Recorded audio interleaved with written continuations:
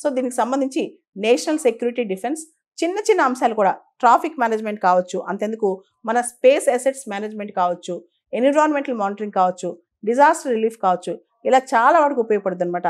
ఈ space based surveillance system అనేది dual use technology. అంటే ఒక పక్క మిలిటరీ పర్పస్కి వాడచ్చు, ఇంకో పక్క సివిలియన్ పర్పస్కి వాడచ్చు అనమాట. కాబట్టి ఇండియా దీని మీద ఫోకస్ చేస్తూ దాదాపు 27,000 కోట్ల రూపాయలు దీని మీద ఇన్వెస్ట్ చేయనుంది త్వరలో. వీటిలో కొన్ని శాటిలైట్స్ లో ఎర్త్ ఆర్బిట్లో పార్క్ చేస్తాం, కొన్ని జియో స్టేషనరీ ఆర్బిట్లో పార్క్ చేస్తాం.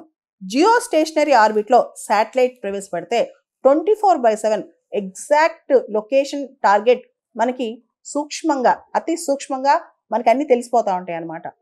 మనం జియో స్టేషనరీ శాటిలైట్స్ కక్షలోకి ప్రవేశపెట్టేటప్పుడు, అంటే 36,000 కిలోమీటర్స్ ఎర్త్ నుంచి హైట్లోకి ప్రవేశపెట్టినప్పుడు అవి 24/7 ఎర్త్ ఎలా రొటేట్ అవుతుందో అలా రొటేట్ అవుతూ ఉంటాయి.